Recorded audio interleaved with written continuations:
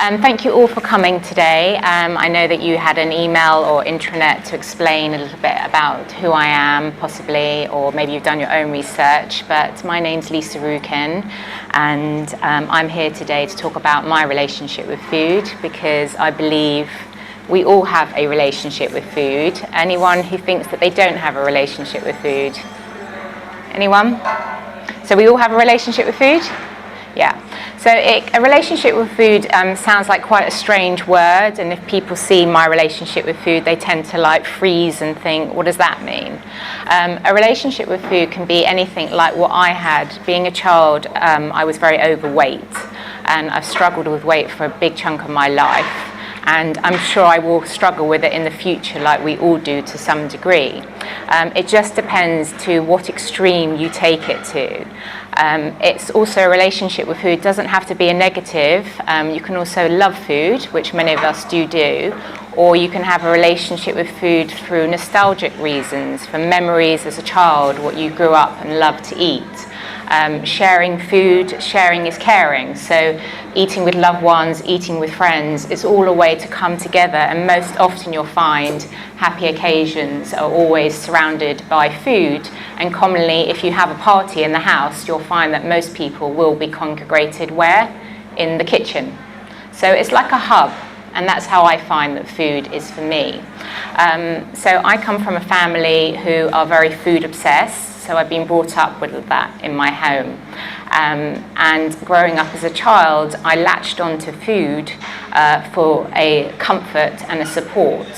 And I found a lot of comfort in food. So as I was growing up, I unfortunately I put on weight. So from the age of around 7, I started putting on weight, to the point when I was 13, I weighed 13.5 stone, which is quite a big amount for a young child to be weighed.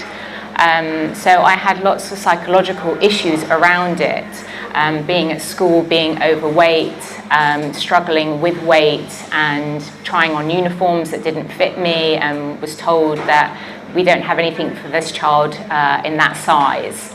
And those scars are still mentally inside me, and I will still remember them, and I have lots of memories of weight issues from being very overweight and then being very underweight.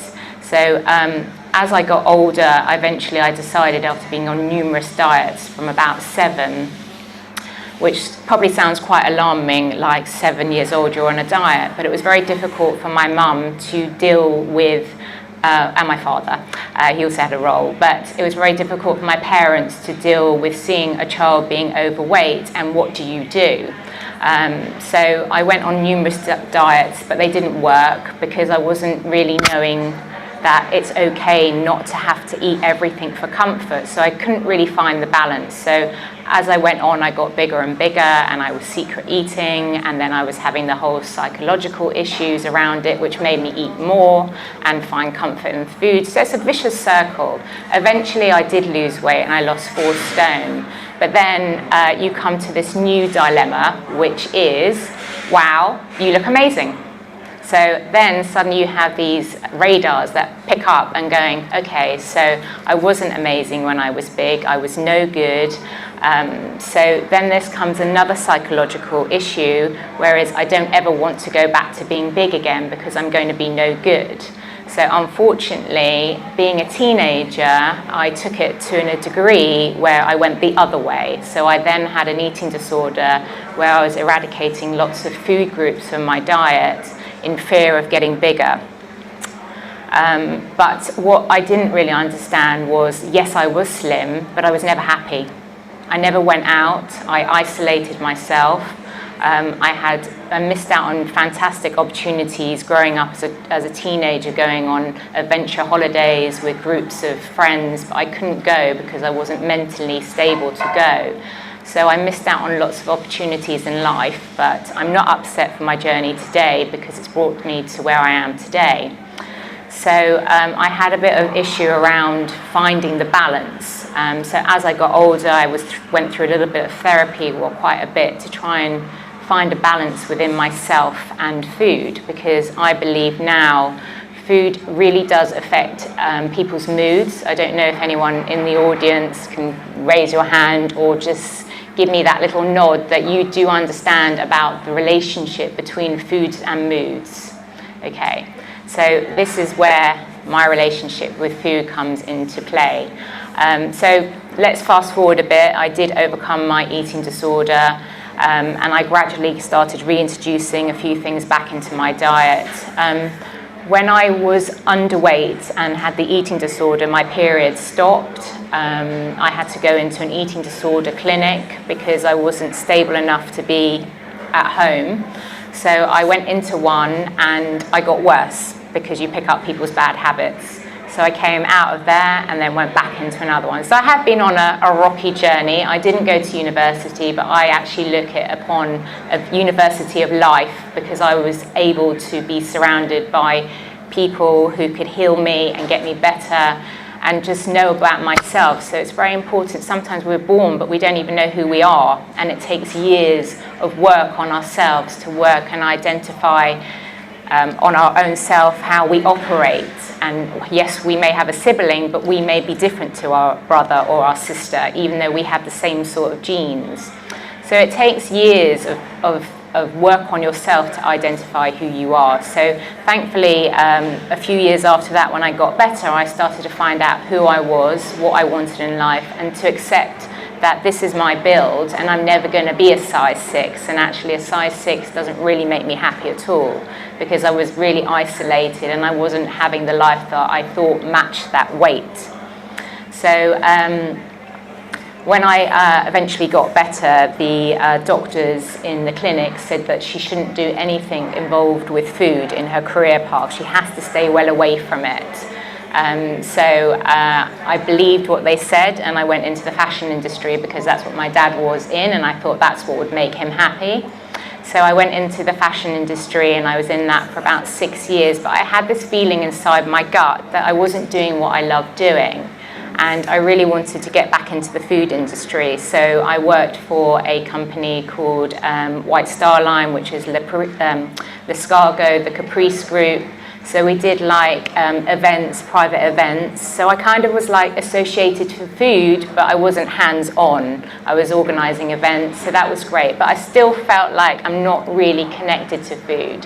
So I left that company after about 2 years, and then I went to work for a catering company. So the kitchens were underneath us, so I used to pop down, have a chat to the chef. So if you're a real foodie, the feeling of being in a kitchen, like I've just had the tour today, and you can't take that away from you. Some of you might get the chance one day or maybe ask the chefs if you can go in and see behind the scenes. And it's just really interesting to see how everything comes together and how much perseverance, how much love goes into what you're going to eat later on, hopefully.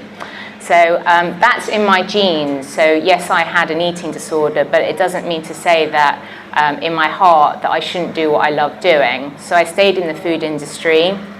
So I'm just giving you a little bit background to my story.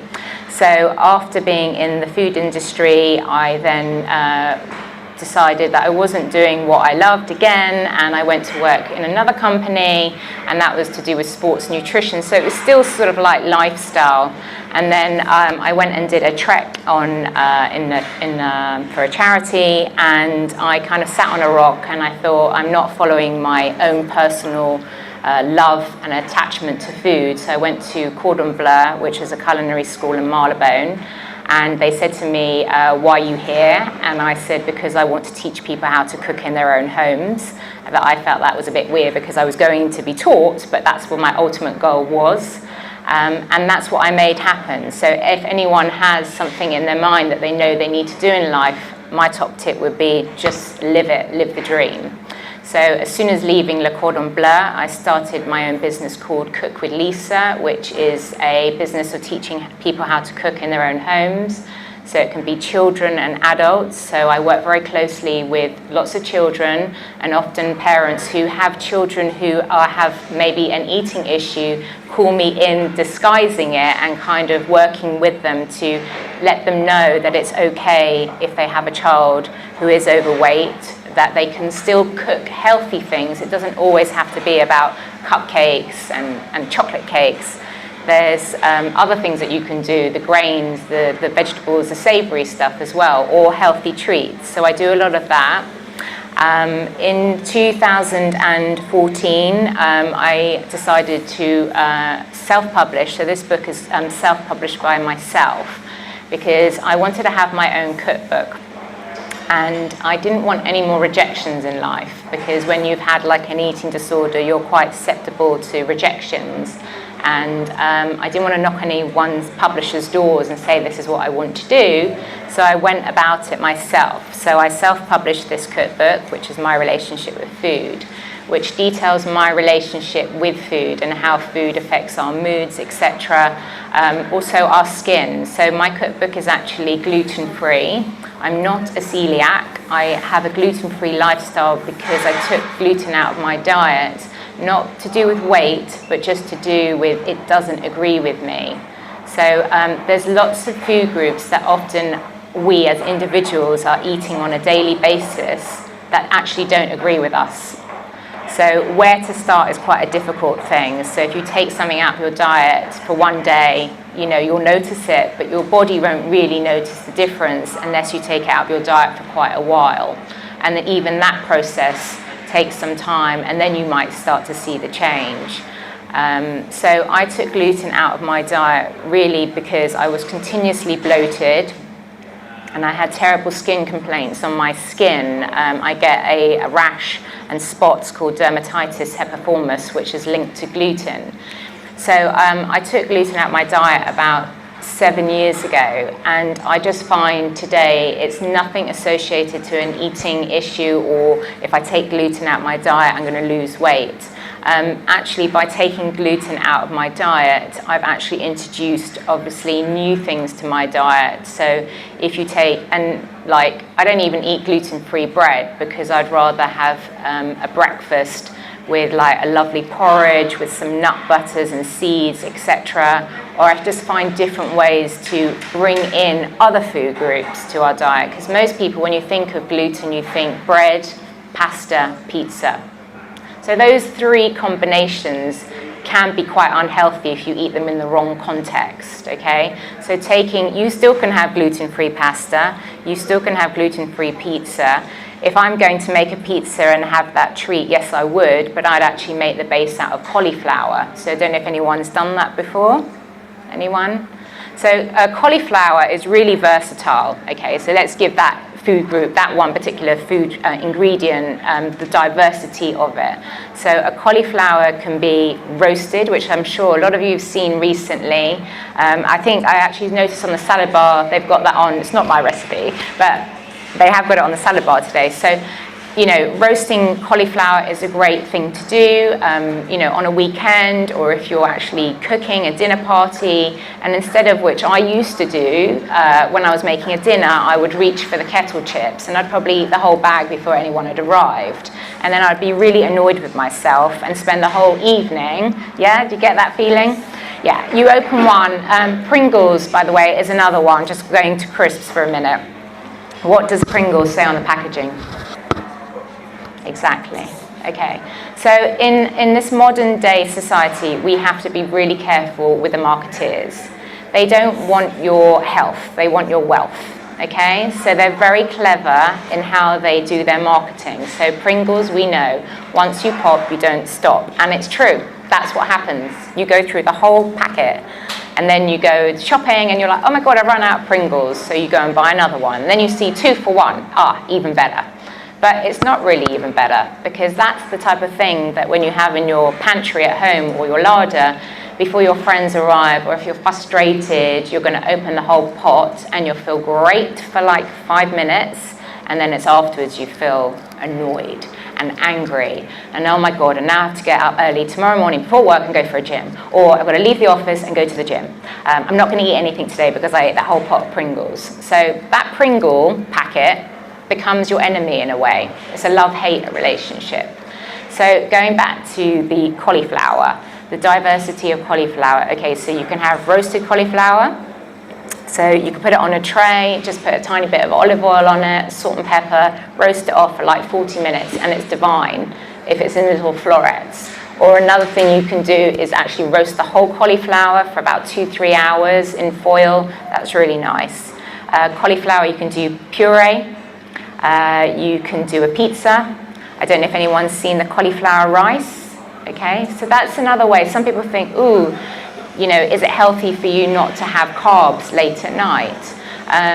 Sometimes it's not a great idea to have heavy carbs. So if you're having a piece of chicken, then if you want an egg fried rice sort of feel, then there's no harm in blending up, chopping up some cauliflower, making it like rice.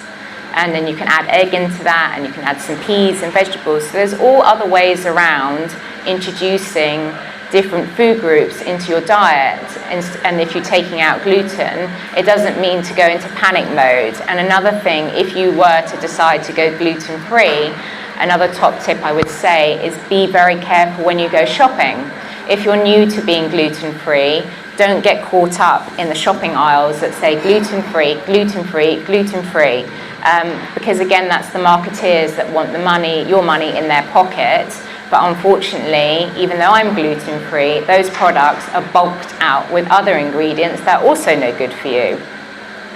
So I don't know if anybody here is a vegan or maybe wanting to go that way or quite interested in plant-based ingredients. That's quite a big thing now. People are becoming more aware of bulking out your diet with plant-based ingredients. So you'll probably see lately there's been a rise in the nut butters. So you can make that at home yourself. So just trying to really, my book is broken down into seasons. So when I designed this book, I wanted to do something that would give people an understanding who are maybe not as into food as I am, what can you eat throughout spring, summer, autumn and winter. It's quite interesting to observe the harvesting of crops. Unfortunately, we also live in a society where today everything's being chemical and, you know, you've got strawberries all year round. But it's very important to see what is aware, what food groups are around. Maybe go to a local food market over the weekend and get some new vegetables and new fruits that you've never worked with before. Trying to introduce new grains into your diet. So my book is gluten-free. And there's limited dairy because I don't really want to bulk out my diet with too much dairy. And I know a lot of people who follow me are lactose-free or vegan. So I take out the dairy, but I replace it with something like coconut milk, or like, for example, I just developed a new recipe the other day and I really wanted a creamy texture in my soup. But without putting cream in there or soya cream, all I did is I had onions, a couple of onions, some butternuts, pumpkin, because it's in tune for Halloween. So pumpkin and carrot. And I put in 100 grams of cashew nuts, just raw cashew nuts, not salted or roasted. And it just makes the most incredible creamy texture. So it's just about, yes, you've taken out cream, but you've added in nuts that also can be high in calories. So it's not a weight thing, and it's just about alternative ways to introduce food groups into your diet. So in my cookbook, each season is broken down from breakfast, lunch, soups and sides, and dinners. And as I said, some of the recipes are dairy-free. I try not to use too much refined sugar.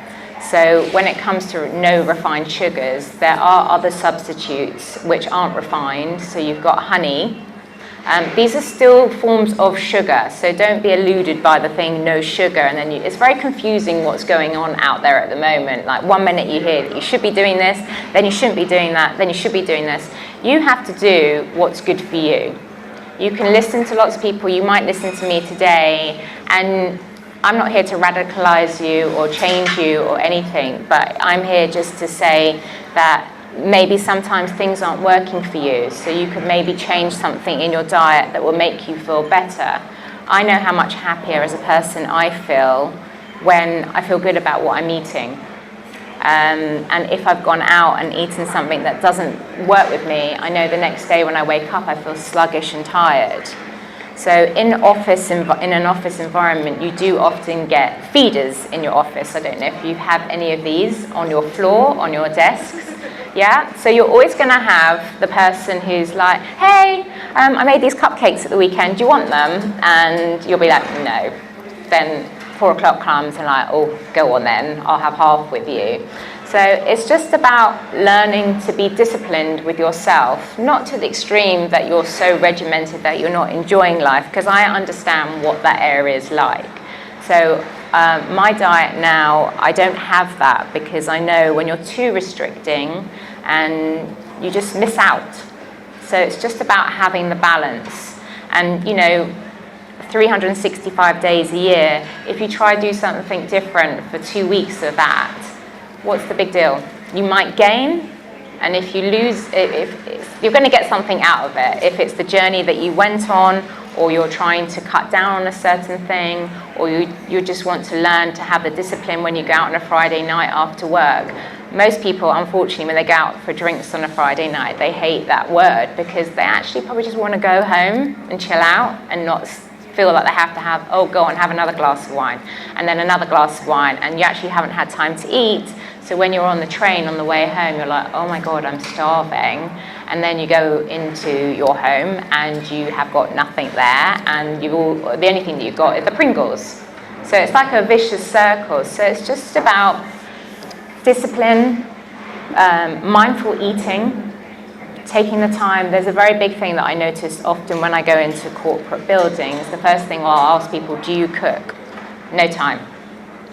That no time can catch up on you later on, okay? So top tip is just make a little bit of time. I know cooking is very tiring. I know it's time consuming. I ask myself often when I'm standing for 16 hours a day cooking in the kitchen, although I love it, oh my God, like the whole thing, it's exhausting. And I understand it, from going shopping to taking it off the shelf, to put it in the trolley, off the trolley, on the conveyor belt, in your bag, traveling home, out the cupboard, It's a whole big journey. So, take the time at the weekend, bulk cook, okay? If you're making a soup, don't make it for 2 portions. Make it for 6 to 8. Make it for 4 to 6 and freeze it. Or stay in, get your friends to come over and enjoy what you've cooked. Sharing is caring. I love having friends to come over for dinner, and they love it too, because they know that there's good stuff in there. So a little bit of prep, like a good grain to have in the fridge is quinoa. Does anyone eat quinoa? Okay, so that's a gluten-free grain, but if you're not gluten-free, you can have spelt or barley or anything like that, and it lasts in the fridge plain for like 3 to 4 days. So, if you have a roast on a Sunday and you have leftovers, just chop it up and put it into a quinoa salad. Maybe bring it into work if you know you've got meetings and you haven't got time to sit down and have lunch. It's so important to make sure that you have breakfast, lunch and dinner, those 3 vital meals, and snacks in between.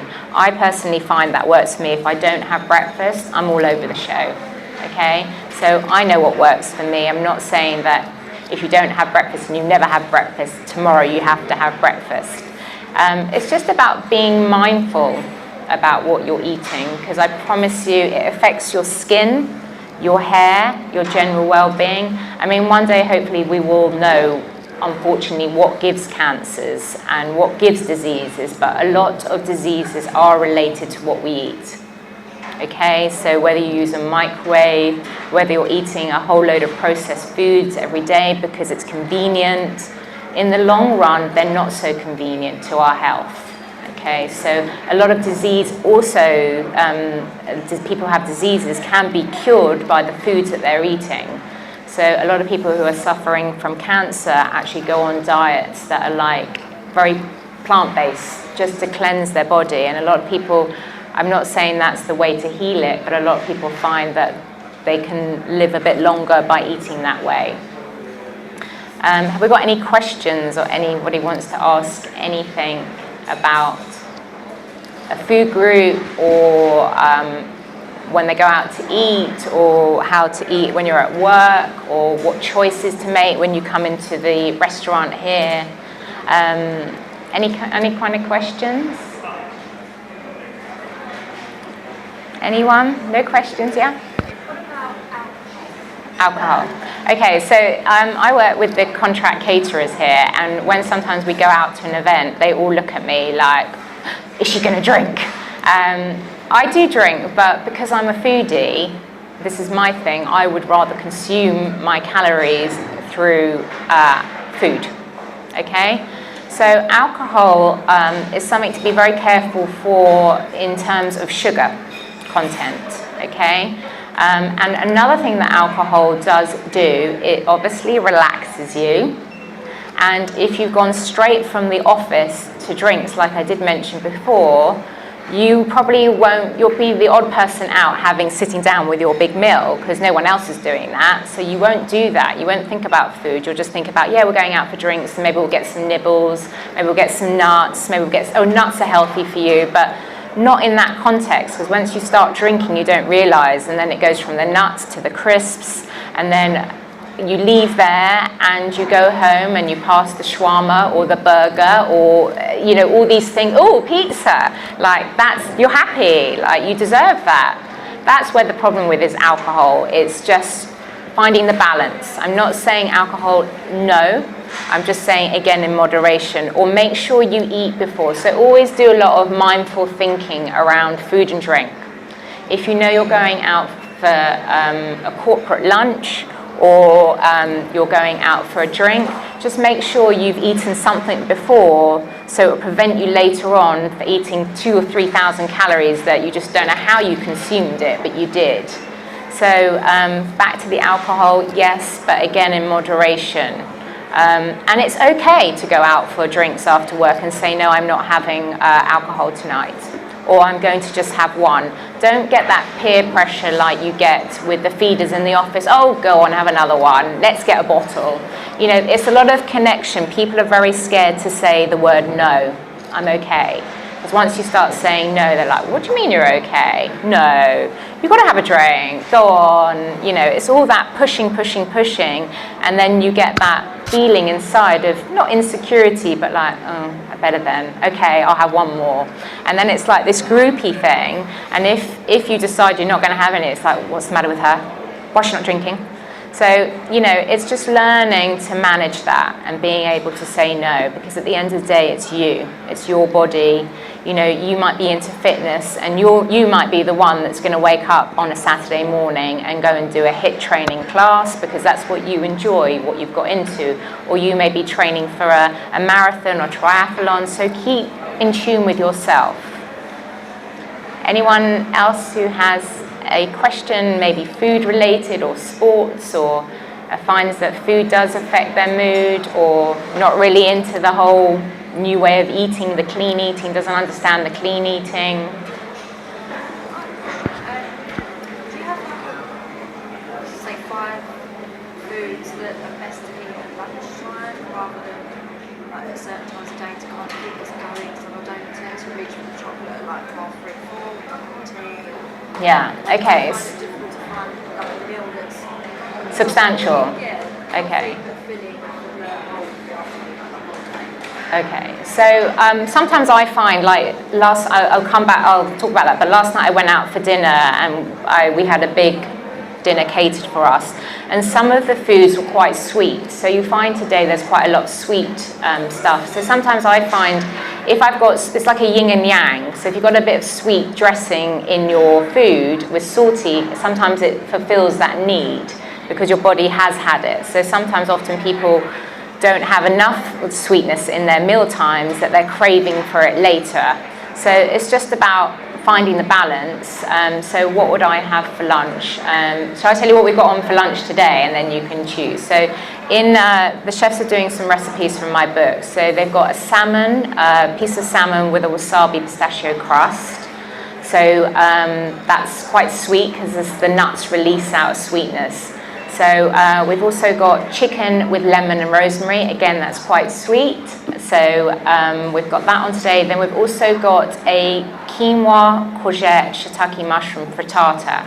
So it's like a big omelette that has your grain in it, which is quinoa. Then you've got your vegetables. It has got cheese in it. And then we've got a couple of salads, which is an avocado, tomato, pine nut salad, and a roasted beetroot salad with orange and Stilton. So that salad, the last one, has got beetroot, which is good for you, And then it's got a little bit of orange in there as well, and then the cheese. So you're kind of like balancing out different parts of your brain. So you've got all the senses, you've got the sweet, the savory, etc., etc. So your body kind of is always wanting a little bit of savory, depending on your mood, a bit of sweet. But if you do the yin and yang and you kind of balance it out, sometimes you'll find that that will hopefully keep you till 4 o'clock. It's all about choices. So coming to the 4 o'clock dip, it's kind of opting for something healthier. So fruit, obviously. Fruit is also quite high in calories, so you don't want to have just too much fruit, but also cut things up. The way that you eat things can be different. Be careful with things like the fruit juices. So it's got to have, you need to have a lot of mindfulness around the snacks also. Just research it and see. So are you having breakfast? So what do you have for breakfast? Porridge here or at home? Usually here. Okay. Usually about 3 hours after I actually wake up. So is there anything that you're having when you're waking up? Apple, usually in the car. Okay, so there is something that's getting your body going. Do you have no time for the breakfast in the morning? Okay. Okay. So you're having the porridge when you get here, and you're like, that's nice. But what time do you start getting hungry? About 11:45? Yeah. Thinking about food already? Yeah. Okay. So just be conscious that you've got definitely protein. So protein's a good thing, especially if you're training. I don't know if you train, but it's very good to have protein, whether it's in form of chicken, fish, or nuts. Obviously carbohydrates are good, but try and keep them simple. Don't have like a... Jacket potatoes are good, but they're quite heavy, and it just depends. It depends what you're putting on top of everything. So, you know, tuna mayonnaise, you might as well put a Mars bar on top of your jacket potato.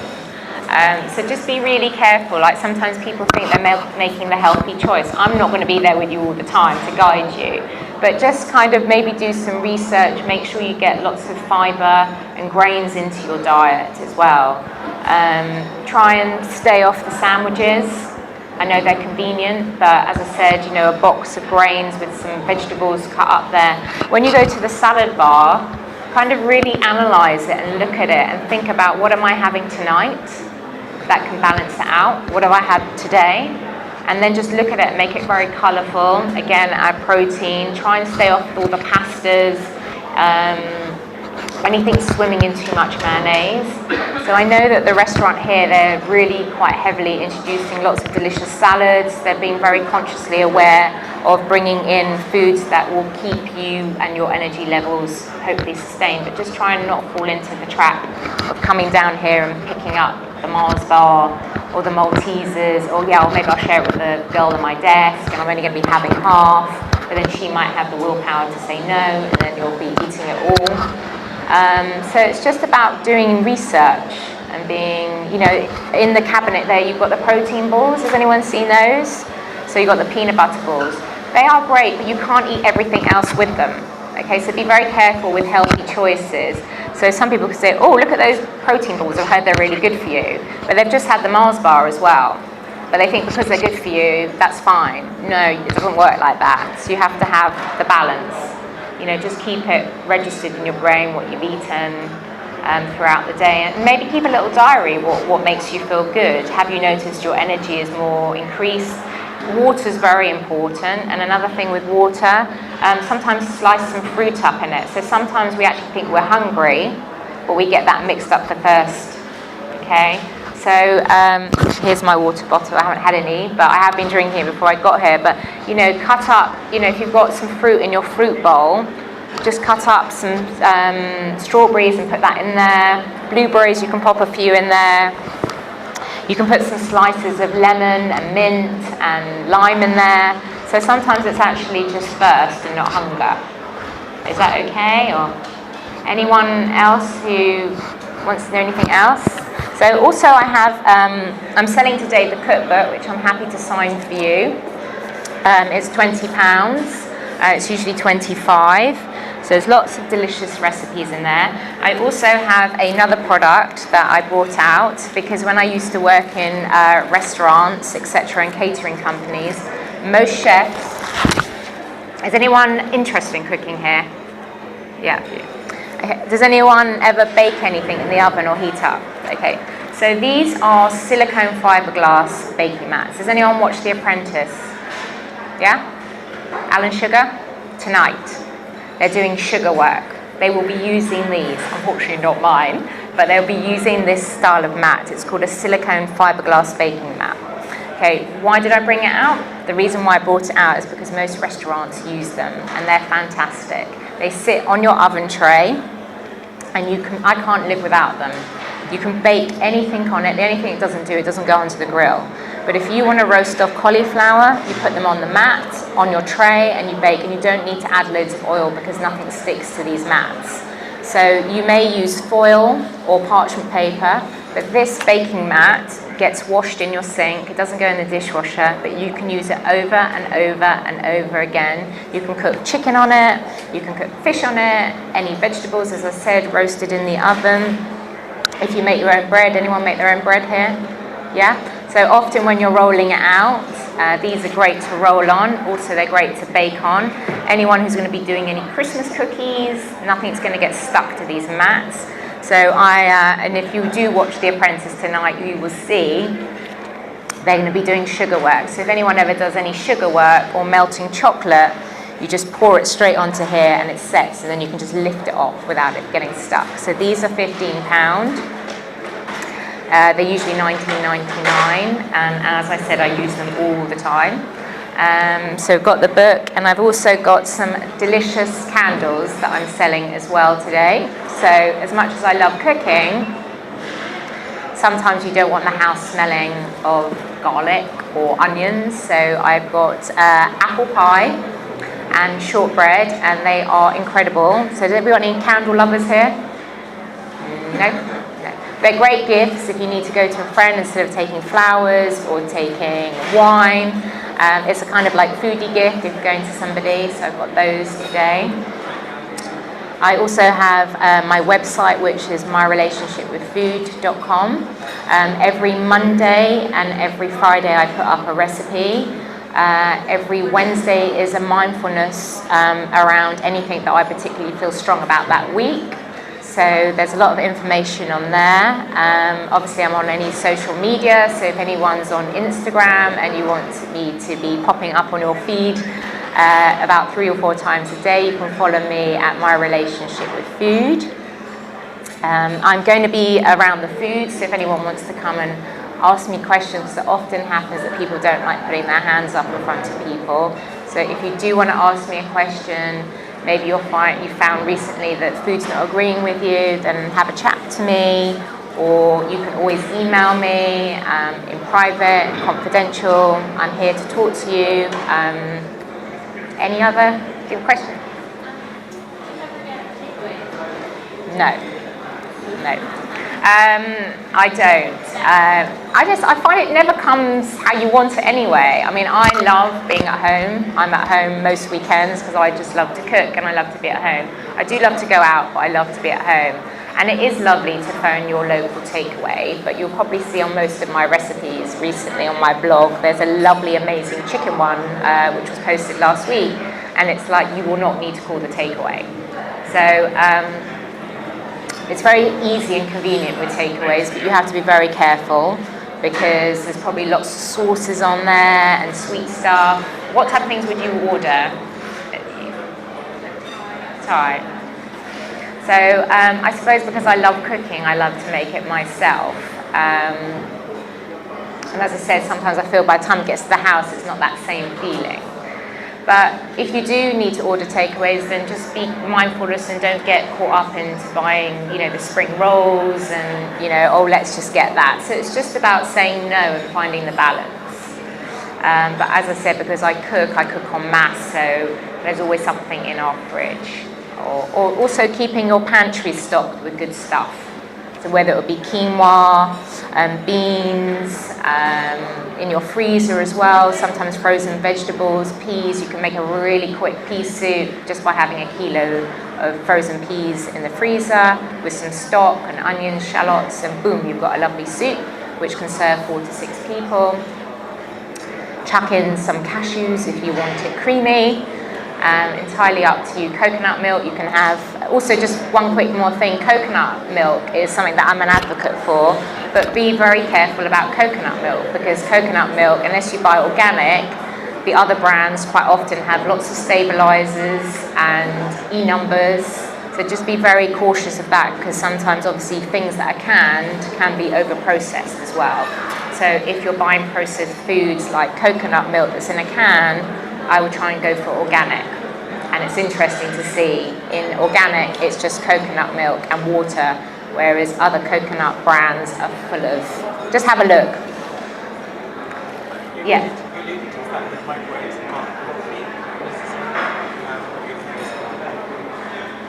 My mum has instilled something in my brain that how is it possible that a jacket potato takes a good hour in the oven to get lovely, crispy and fluffy inside, yet you can put it in a microwave in 3 minutes. It's just, it doesn't stack up. The only thing I use my microwave for is melting chocolate, and as a chef I get incredibly upset when I leave it in just 1 second too long and it's burnt. So microwaves aren't my love, and I get really upset when I see mums who, I go to their houses, I won't mention any names, but they're like, oh, it's the kids' dinner, what am I going to do? Go to the freezer, take out frozen chicken, bung it in the microwave, and bingo, the kids have got like a meal in like 6 minutes. Great, because you pacified the child, but there's something logically not right about that. Take the chicken out the night before, bit of mindful thinking, mindful eating. And it doesn't really take that long to heat up something in the stove in a quick pan. The only problem is it's the laziness. I've got to wash that up, and the mess. But the microwave also makes a mess when everything starts spitting all over the place. But that's my view. As I said before, I'm not here to radicalize anyone or change you, but it's not my thing. Drinks? Treats. Okay.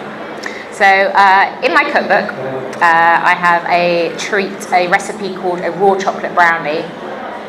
So the base is made out of dates, cacao powder, and oats. So that's in the base, and then the top is a raw chocolate topping. So it's made from coconut oil, agave. We can use maple syrup or honey, and cacao powder. So I make that as a healthy treat. So it's still got calories in it, but there's no refined sugars in it. So I wouldn't just eat the whole thing and say, because it's healthy, I'm going to have the whole lot. So something like that. I actually, quite often, my downfall will be raisins. I'll go in when I'm in the kitchen and take out a handful, knowing that they're probably not great for me. And actually my diet was reviewed by the Daily Mail. And the one thing that she said, because I sent her my food diary, she said, everything is great, but you're eating too many raisins. And I knew that.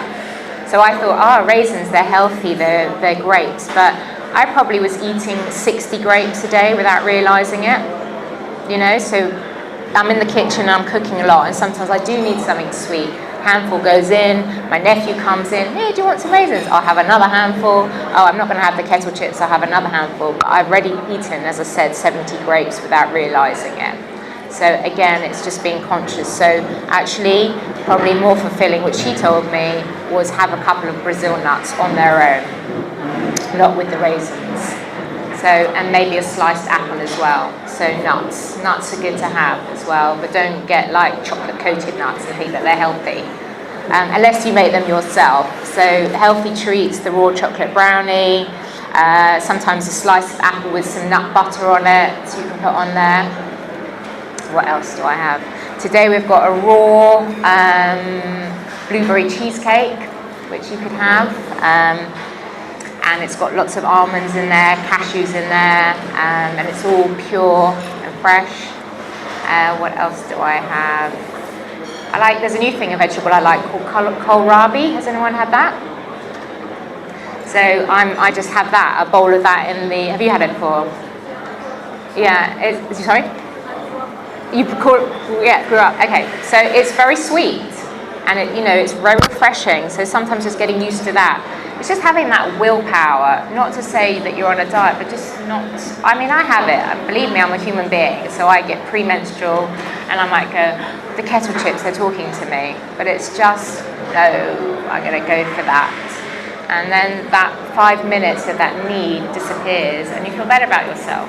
One thing I think is important is that I don't know how many people here sit at their desk after they've eaten something they shouldn't have and spend the whole afternoon at the desk going, I wish I didn't have that, I wish I didn't have that, why did I have that? Oh, I'm so annoyed. So that's what happens to a lot of us, but if you realise how much time you've wasted in your day and beating up yourself about it, just don't have it.